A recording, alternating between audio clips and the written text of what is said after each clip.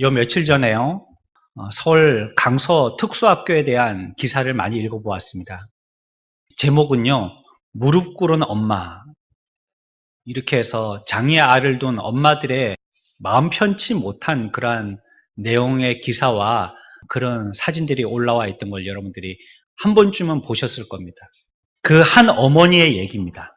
아이는 첫 돌 전부터 원 돌리기에 집착했습니다. 공, 접시, 자동차 바퀴, 동그란 물건을 솜씨 좋게 돌리고 넋놓고 바라보곤 했습니다. 그저 아이의 특성이고 또래에 비해 집중력이 뛰어나다 생각했습니다. 그리고 두 돌쯤 뒤 자폐아이의 특성을 TV로 보게 되었습니다. 보통 아이들은 바퀴 달린 자동차 장난감을 바로 세워놓고 바퀴를 돌리는데 자폐아는 자동차를 뒤집어 놓고 돌아가는 바퀴를 지켜본다는 것이었습니다. 이후 병원에 가서 검사를 하고 우리 아이가 자폐 2급이라는 선고를 받게 되었습니다. 2달간 뜬 눈으로 쇼크 상태로 밤을 지새다 절망과 희망 사이에서 치료법에 목을 매게 되었습니다. 치료를 통해 개선될 것이라는 희망을 붙들고 좋다는 건 다 시도해 보았습니다. 지금 8살인 아이에게 언어, 놀이, 특수체육, 인지, 그룹, 음악 등 한 달 치료비만 250만 원이 들었습니다. 매월 4,500만 원을 쓴 적도 있습니다.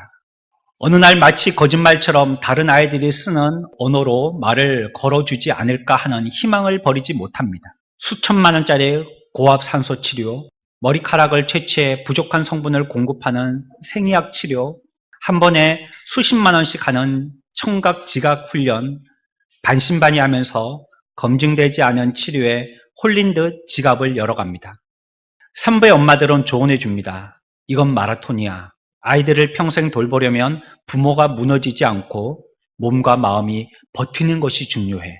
교육부 2018년 특수교육 통계에 따르면요, 초중고교 발달장애 학생은 71,253명입니다. 특수학교는 턱없이 부족하고요. 현실에서는 일반 학교나 특수학교나 어떤 학교를 가야 될지에 대한 선택의 여지가 없습니다. 지역마다 지역 이기주의에 빠져서요, 자기 동네에는 절대 그런 학교 못 들어오게 한다는 것입니다.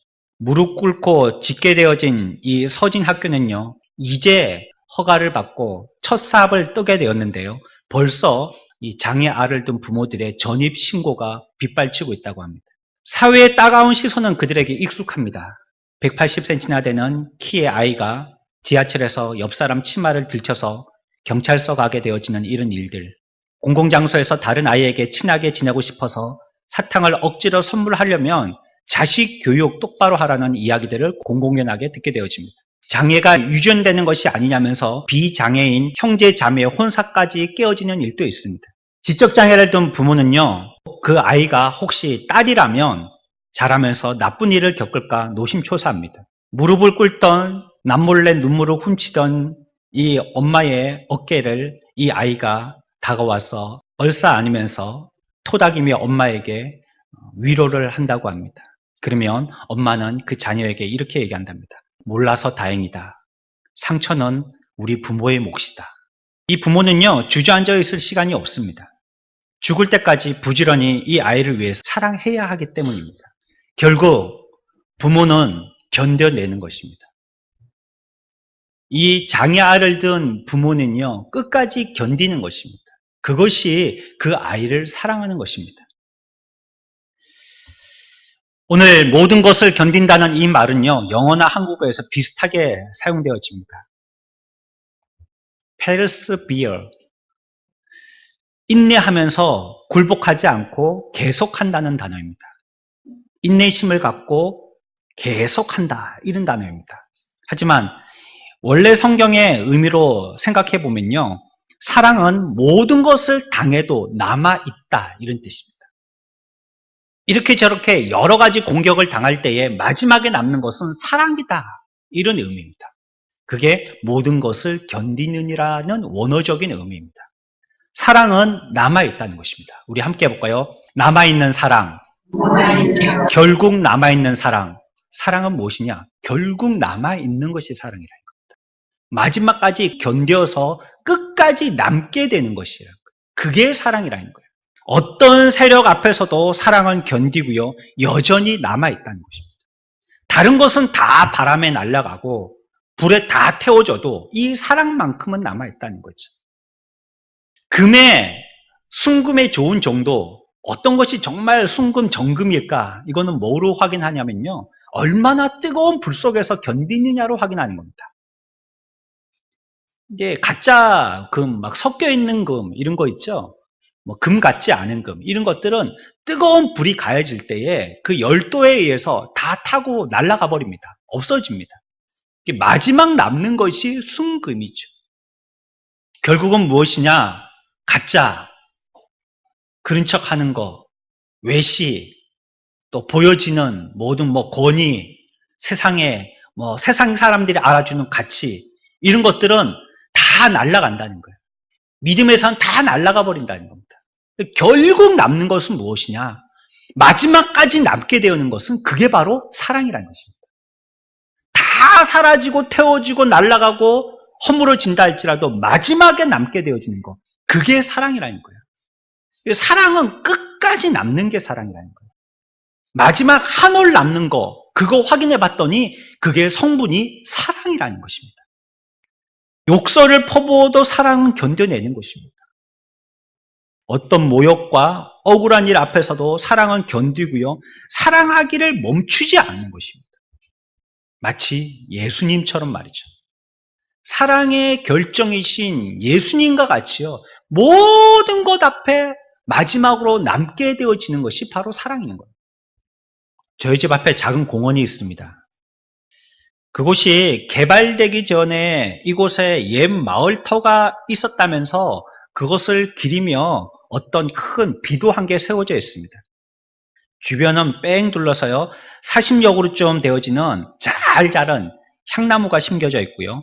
공원 중앙에는요. 좋게 수십 년은 돼 보이는 느티나무도 한 그루 있습니다. 그리고 주변에는 5, 6가지의 운동기구들도 있습니다. 하지만 당연 이 공원에 점령하고 있는 주인공은요, 어떤 환경에도 굴하지 않고 다시 자라고 또 다시 자라고 여름에는 씨앗을 뿌리며 온통 왕성함이 경이롭기까지 한 잡초 풀들입니다. 주변에 심겨져 있던 향나무가요, 누가 뽑아가는 건지 죽어서 공원 관리하시는 분이 뽑아 없애버리는 건지 한 그루씩, 두 그루씩 뽑혀 없어져요, 지금. 죽어가는 것도 뽑고요. 너무 크기 때문에 옆에 서로 싸우기 때문에 뽑기도 하고 그런 것 같아요. 가운데 큰 느티나무도요. 잘 자라긴 잘 자라요. 근데 이 공원의 주인은 풀들이에요, 풀들. 아무리 베줘도요, 한 주만 지나면 뱄던 그 크기만큼 똑같이 자랍니다. 이 풀들의 힘은 무엇이냐? 열매인가요? 꽃인가요? 이 풀들의 힘은요, 아무리 잘라도 견뎌내는 겁니다. 한번 자를 테면 잘라봐라 하고 견뎌내는 겁니다. 어떤 때는요, 할머니들께서 이렇게 째핏한 호미 같은 걸 들고 오셔가지고요, 보도블럭 사이에 있는 그 잡초까지 다 제거하시기도 해요. 그래도요, 한 주만 지나면 또 그만큼 자라 올라옵니다. 결국 누가 이길까요? 견뎌내는 풀들이 이깁니다. 사람은 죽거든요. 사람은 죽으면 풀 별 사람이 없잖아요. 하지만 풀들은요, 끊임없이 자라는 겁니다. 겨울이 지나면 이 추위를 못 이기고 다 죽을까 했는데 봄 되니까 또 그 공원을 점령하는 겁니다. 이 공원의 주인은 나야 하고 점령해버리는 것입니다. 먼저 우리가 기억해야 할 것이 있습니다. 첫 번째는요, 그리스도인의 마음에 있는 사랑을 대적하는 것들이 너무 많다는 사실을 먼저 기억해야 합니다. 끝까지 견디는 것이 사랑인데요, 끝까지 견디지 못하도록 사랑을 대적하는 것들이 너무 많다는 것입니다. 우리 주변에는. 그래서 사랑의 견딤의 가치를 우리에게 강조하고 있는 것입니다. 아니 근데 다 견디면 견디는 게 그게 뭐 힘든 게 아니잖아요. 그렇죠? 잡초들이 견디는 것처럼 우리 인생들도 사랑을 한답시고 모두 다 견뎌낸다면 그거 뭐 사랑의 가치가 있겠어요. 풀들이나 하는 것처럼 우리들도 하는 건데. 그런데 우리 인생에는요, 사랑하지 못하도록 하는 이런 많은 공격들이 무궁무진하게 끝없이 공격되더라는 것입니다. 거룩을 깨려고 엿보는 세력들의 대적들이 득실거리는 것이 바로 이 세상입니다. 실로 우리는 사방에 원수들로 둘러싸여 있습니다. 하나님의 자녀들은요, 원수의 땅을 통과하면서요, 매번 공격당하면서 이 순례길을 행합니다. 강교함이라든지 교활함이라든지 무자비함의 마귀들이요 맹렬하게 그에 있는 온 힘을 다해서 우리들을 공격하는 것입니다. 뭘 못하도록요? 사랑 못하도록 공격하는 것입니다. 우리에게서 이 사랑의 씨앗을 갖다가 제하기 위해서 어떤 수단과 방법을 다 동원한다는 거예요. 그게 강교함이나 교활함이나 또 무자비함 같은 것입니다. 겁을 주기도 하고요. 어떤 거는 속이기도 하고요. 어떤 거 살살 달래기도 하고요. 그래가지고 이 사랑에서 끊쳐지게 만든다는 것이에요. 이 세상은요, 원수들이에요. 그리스도를 반대하는 사람과 그런 일들로 가득한 것이 이 세상입니다. 우리의 믿음을 흔들어서 던져 깨뜨리는 술책들이요, 활개를 치고 있는 것이 이 세상입니다. 우리가 조금만 유심히 보면요, 이 세상에 우리 그리스도인들을 무너뜨리려고 하는 많은 세력들이 있음을 보게 됩니다.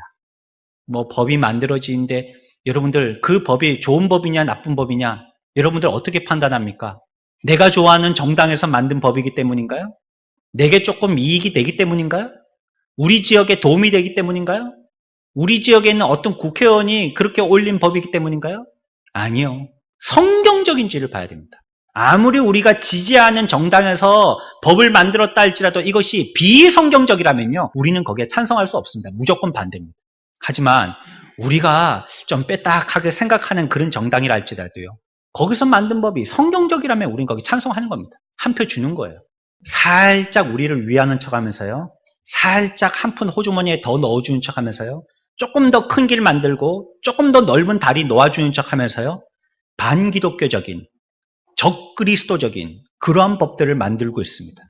눈여겨 잘 봐야 됩니다. 속지 마십시오. 여러분들 주머니 잠시 채우는 거 가지고 여러분들의 신앙의 양심을 팔지 마십시오. 시험과 속임이 가득합니다. 그 모양은요, 맨날마다 바뀌기 때문에 우리들은 그 모양이 무엇이라고 단정조차 지을 수 없습니다.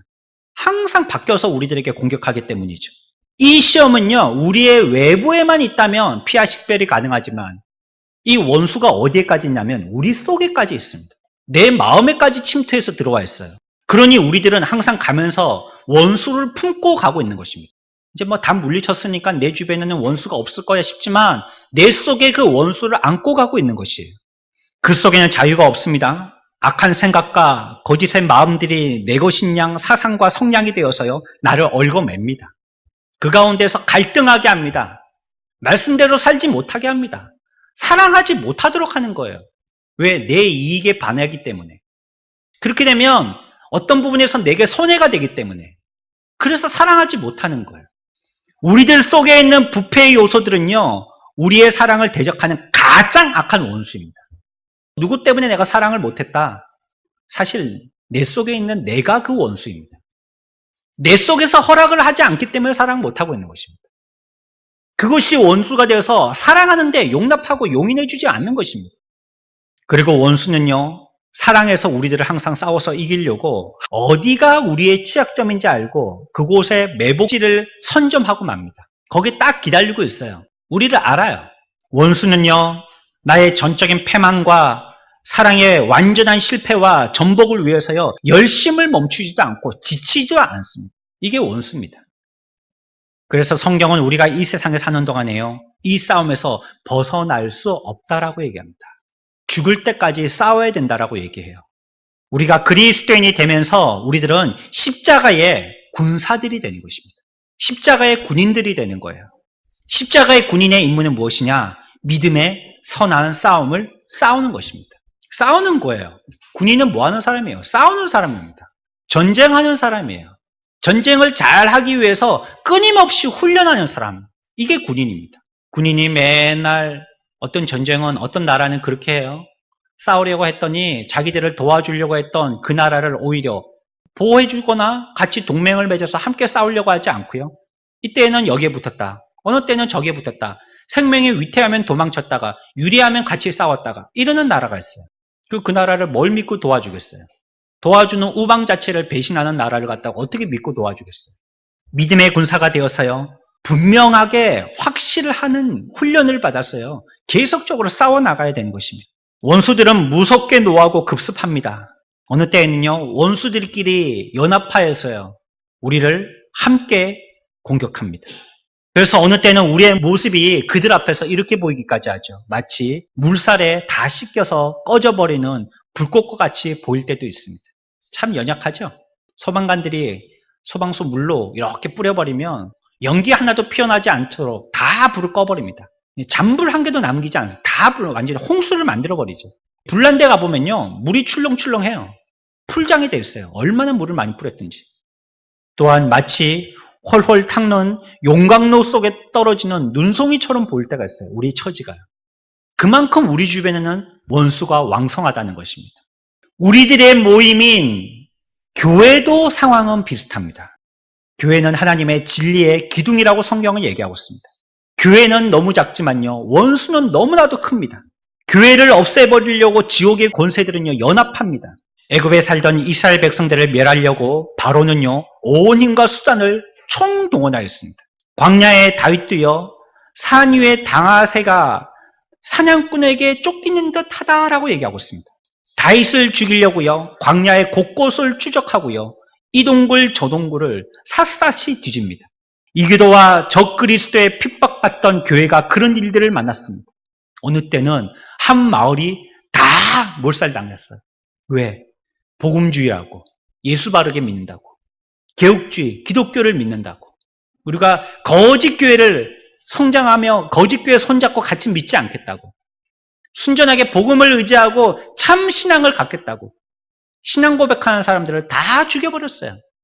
마을 가운데 있는 교회다가 모아놓고요, 그 교회다가 앞에서 문을 잠궈버리고 밖에서 불을 태웠어요. 아무도 살지 못하도록 했어요. 어느 때에는 주님을 믿겠다고 고백하는 사람들을 잡아다가요, 원형 경기장에 사자밥을 만들어버렸어요. 갈갈이 찍히고요, 부모와 자녀가 함께 동시에 먹이가 되기도 했어요. 역사에서 교회를 없애려고 극도의 잔인함과 핍박으로 남녀노소를 불문하고 수만의 그리스도인들을 죽였습니다. 그때 사랑은 어땠습니까? 그 이후의 사랑은 어땠냔 말이에요. 그리고도 사랑은 끝까지 견뎠습니다. 사랑은 끝까지 남은 것입니다. 두 번째 우리가 생각할 것은요, 사랑을 대적하여서 일어나는 어떤 세력도요, 사랑을 전복시킬 수는 없다는 사실입니다. 끝까지 견딘다는 말이 그 말이죠. 우리의 원수가 이와 같이 왕성하지만 용광로 속에 눈꽃과 같이 우리의 상태가, 홍수 속에 작은 불씨와 같이 우리들은 매우 위태롭고 연약해 보이지만 끝까지 사랑은 견뎌서요, 우리의 사랑의 이 세력들을 완전히 전복시키지는 못한다는 것이. 때로는 이리가 사자같이 삼키려고 달려드는데요, 그 앞에 있는 양은 전혀 피난처가 없어 보입니다. 그래도 연약한 어린 양은 탈출하고 안전합니다. 요나가 물고기 뱃속에 들어간 것 같이요, 어린 양이 삼켜진 듯 보여도요, 다시 나오게 된다는 것이. 수십 일을 비가 내리는 것입니다. 하루 이틀 비가 내리고 멈추는 것도 아니고 수십 일을 비가 내리는데요, 그 비가 하늘에서만 내리는 것이 아니라 땅에서도 솟구쳐 오르는 것이에요. 온 대륙이 물에 다 잠겼습니다. 온 나무들도 물에 다 파묻혔습니다. 산의 꼭대기까지 물에 다 잠겼습니다. 하지만 그 폭우를 준비하던 방주는 살아남았다는 거예요. 그리스도와 제자들이 탄 배에 밀어닥친 이 파도가요, 험상궂은 대적으로서 밀어닥친다 하지만요, 그래서 이 바람과 파도에 금방이라도 이 작은 배가 가라앉을 것 같지만요, 그 배는 가라앉지 않았다는 것이에요. 물속에 잠겨버릴 것 같지만요, 그러지 않았다는 것입니다. 왜냐하면 그 배에는 주님이 타고 계셨기 때문이라는 거예요. 애굽에서 홍해 앞에서나 광야의 이스라엘과 같은 사랑을요, 바로 왕이 멸하려고요, 그렇게 애썼지만요, 여전히 이스라엘은 번성하였다는 것입니다. 말과 병거로 홍해 앞까지 이르렀습니다. 이스라엘 사람들은 피할 길이 전혀 없어서요, 다 망했다고 생각할 정도였지만 그들은 결국 피하였다는 것이에요. 원수들에게서 털끝 하나도 다치지 않았습니다. 그들은 갈라진 바다를 통과했습니다. 그들이 안전하게 지난 뒤에 바닷물을 닫히고요, 원수들은 그 물에 다 수장되었습니다. 지옥문이 그리스도 교회를 반대하여서 방해하는 일이 결코 불가하듯이 그리스도인의 마음에 있는 사랑도 막아버릴 수가 없는 거예요. 사랑은요, 남아있을 뿐이 아니라요, 사랑은 끝까지 승리하는 것입니다. 그게 사랑입니다.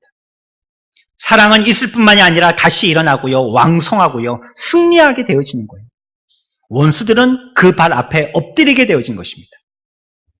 다윗은 비참한 환경 가운데요, 오랫동안 지냈고요. 강한 원수에게서 추격당하면서 여러 번 죽을 뻔하였습니다. 그럼에도 불구하고 보존되었고요. 이스라엘을 다스리는 왕이 되어서요, 위대한 영광과 부요함으로 옷 입었었습니다. 어떤 사랑을 파하려고 하는 세력이 온다 할지라도 사랑은 끝까지 남게 되는 거예요. 끝까지 견디는 거예요.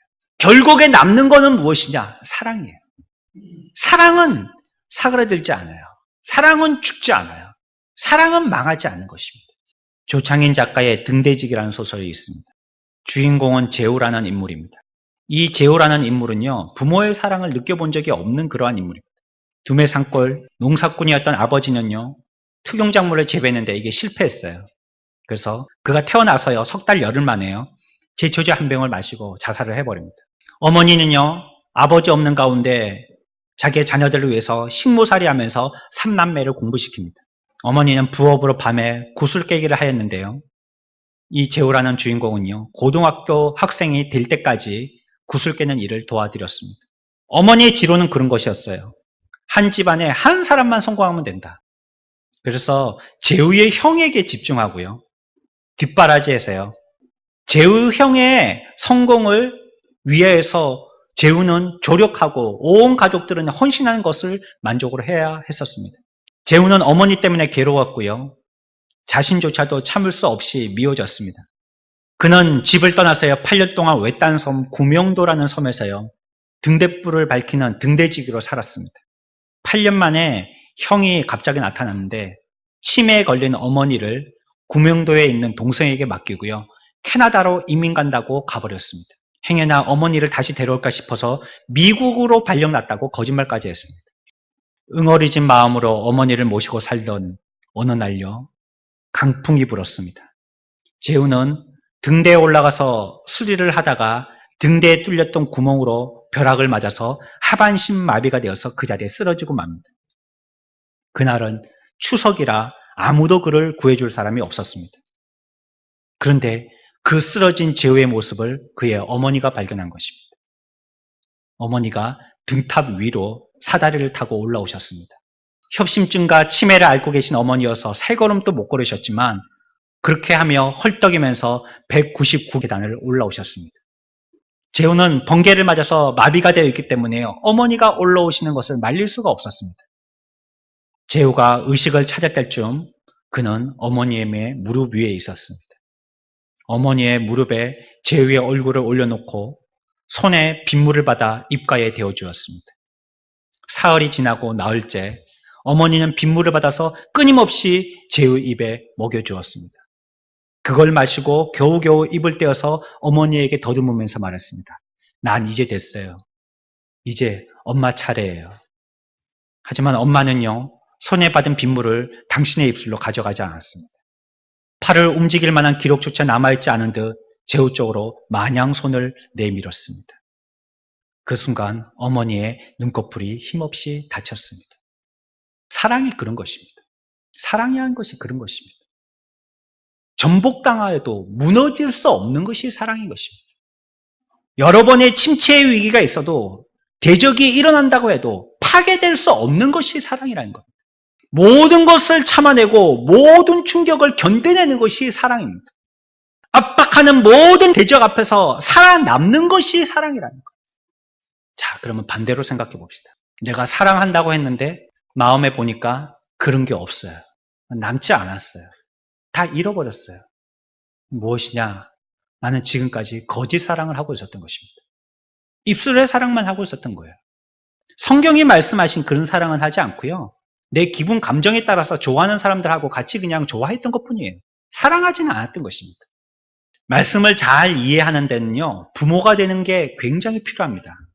성경은 우리들에게 결혼에 대해서 하라 말아에 대해서 매우 강조하는 부분은 이렇게도 해석할 수 있고 저렇게도 해석할 수 있는데요.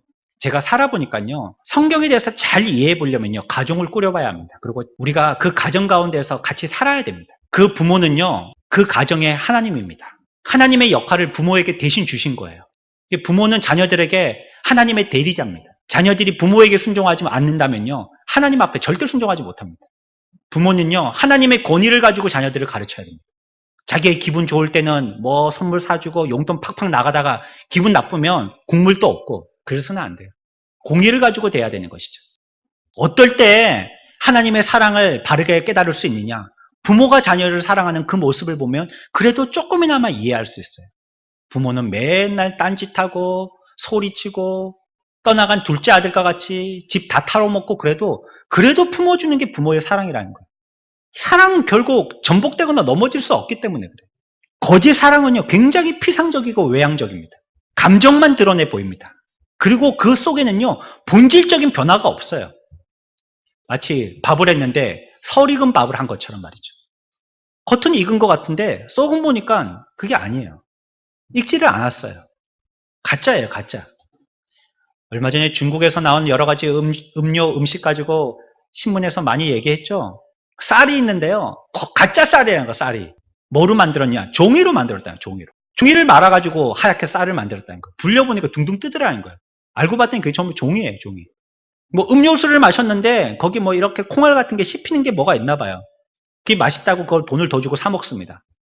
근데 그걸 먹고 엑스레이를 찍어보니까는 이 위에 뭐가 점들이 조그맣게 찍혀져 있는 거예요. 기자가 자기도 시험 삼아 먹어봤습니다. 엑스레이를 찍었습니다. 똑같은 게 생기는 거예요. 꺼내서 봤더니 폐타이어예요. 커피에다가 폐타이어를 넣고 끓이고 있는 거예요. 겉은 번지르한데요. 진짜 같은데요. 속은 전부 다 가짜입니다. 거짓 사랑이 그렇다는 거예요.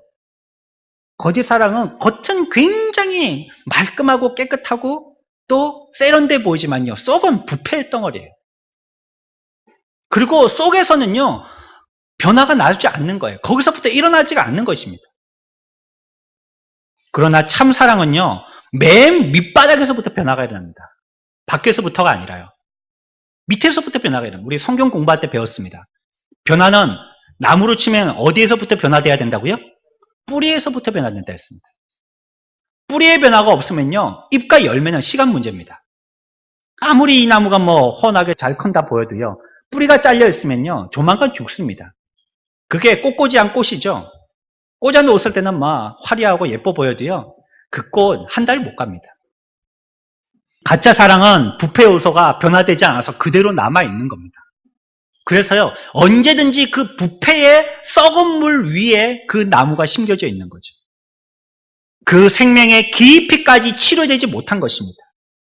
우리 영혼 속에 우리가 새 사람으로서 변화된 영의 힘이 발휘되어야 될 텐데 그렇지 못하고 우리 가운데에 죄의 힘이 그대로 발휘되고 있는 것입니다. 그것이 나를 점령하고 있는 거예요.